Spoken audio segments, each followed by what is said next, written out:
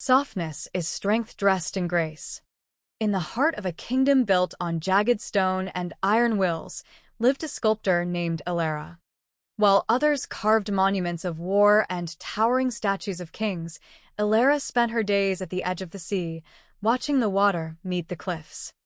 The city saw the cliffs as the ultimate symbol of power, immovable, hard, and defiant. They saw the water as weak, something to be stepped upon or cast aside. The Great Crag. One winter, the king announced a challenge: create a monument that can survive the great storm. It must be unyielding. It must be the strongest thing in the realm. The finest craftsmen used the hardest granite.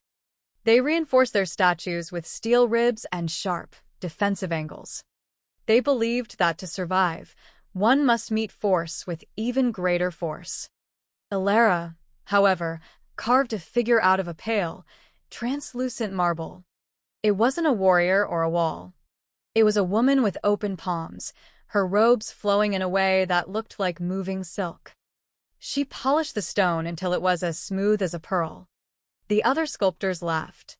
"The wind will catch those folds like a sail," they mocked. "The salt will pit that smooth surface. Your work is too soft." Elara simply replied, "Softness is strength dressed in grace."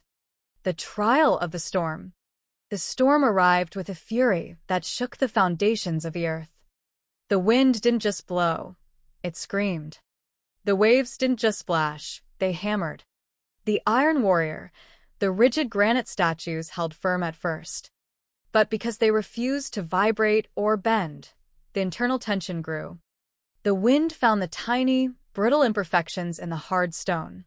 By midnight, the great warrior had snapped at the knees.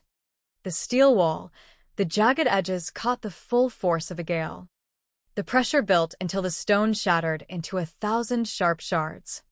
When the sun rose, the townspeople gathered at the cliffs.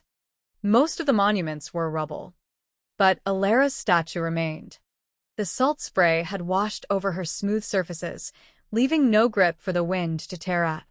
The rounded edges of her flowing robes had allowed the air to glide around her rather than push against her. Because she was polished and graceful, the violence of the storm had nothing to hold on to. She hadn't fought the storm, she had invited it to pass her by. The lesson. The king stood before the marble woman, humbled.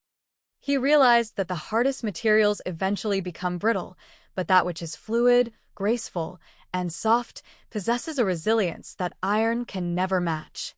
True strength isn't about the ability to strike back, it's about the soul's ability to remain whole while the world rages around it.